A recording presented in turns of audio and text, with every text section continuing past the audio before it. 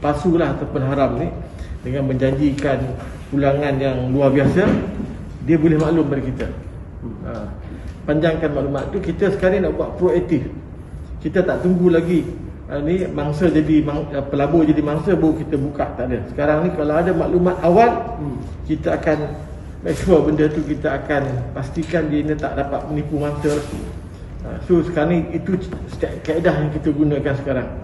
Okay, we are not waiting. Tunggu dah ada pengadu buat report baru kita pergi tangkap. No. Now ada maklumat, Tuan Poof and the team akan buat profiling, tengok betul tak. Kita panggil dia datang, minta dia tunjuk business model dia. Betul tak you kata ni you nak bagi pelabur 20%? Show it to us, macam mana you nak bagi 20% ni? Apa business yang you ada?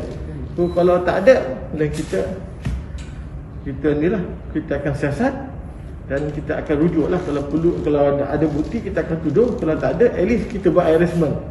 Kita tak mau dia buat. Kalau kita buat, kita dah ada profiling you, anytime kita akan tangkap you kemudian. Tengok pekerjaan apa dan sebagainya. So from there, okay, ni mangsa dia. So this group ni, dia akan communicate dengan mangsa ni sebagai kawan. Dia tak cerita pasal pelaburan, dia cerita pasal kawan saja, tanya khabar dan sebagainya.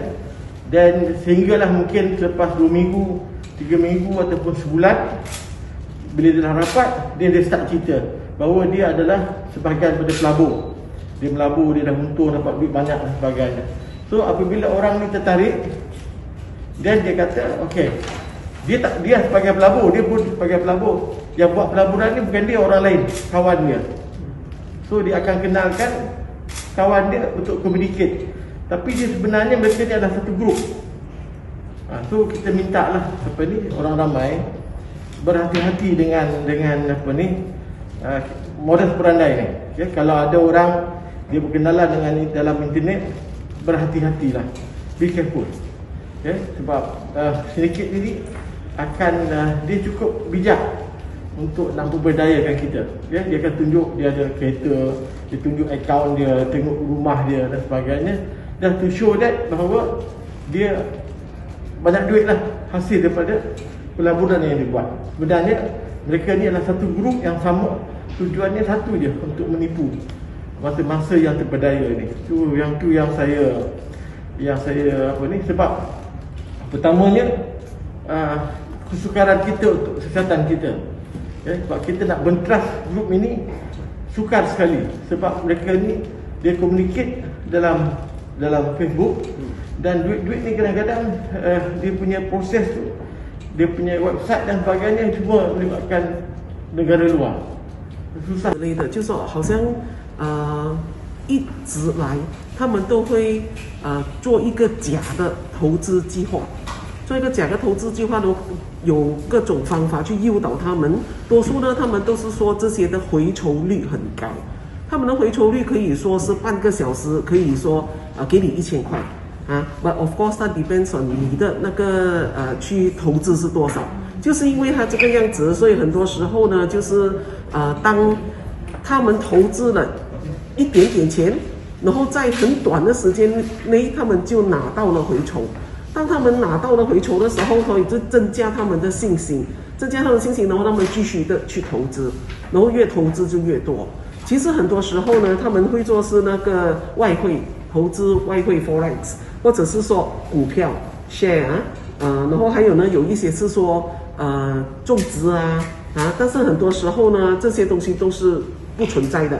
还有在这个时候呢，他们会说他们会有一个网站，有一个网站，那个假的网站，有时候他们可以说是好像我们在一直在我们有 MetaTrader 4， 其实是真的，但是他们呢又做出另外的 URL。URL 那个是其实是假的，然后呢，很多时候呢，他们投资的时候呢，他们会把那个钱放进本地的银行，某些人或者是某些公司的银行。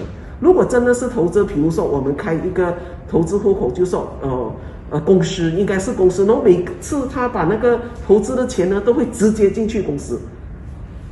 但是这种欺骗的呢，他们通常呢就会说 ，OK， 第一次你把钱放进A 的银行，个人银行，然后第二次你要再增加投资的时候呢，你又把钱放进 B 的银行，所以呢，他们如果是说我们要看那个投资到底是正确或者是假的，那么如果一个人叫你把那个投资的钱都放进不同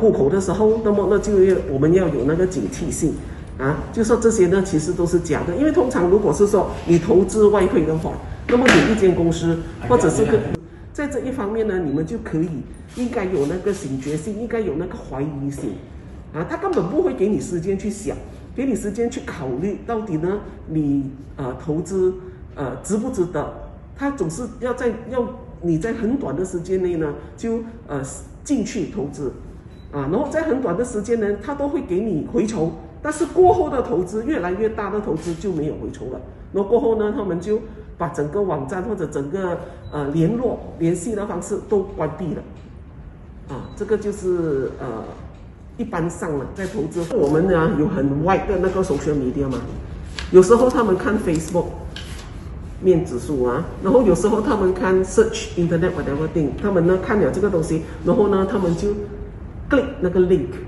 是不是啊？有时候 OK， 如果你 interested OK， 你 click 那个 link 啊，然后当他们一 click 那个 link 的时候，然后那些东西就 pop up 了 ，bank account URL， no investment plan 啊，现在还有呢更什么的，就是用 Zoom、Webinar、Zoom meeting。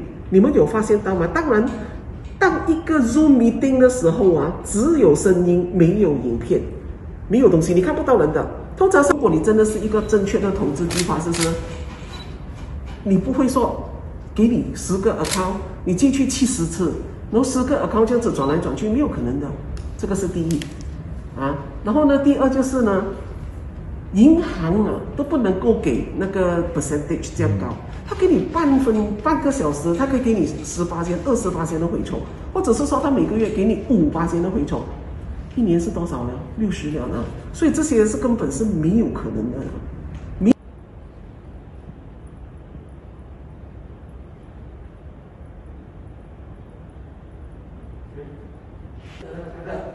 Apa yang dasar tu pada luar, pada orang ramai.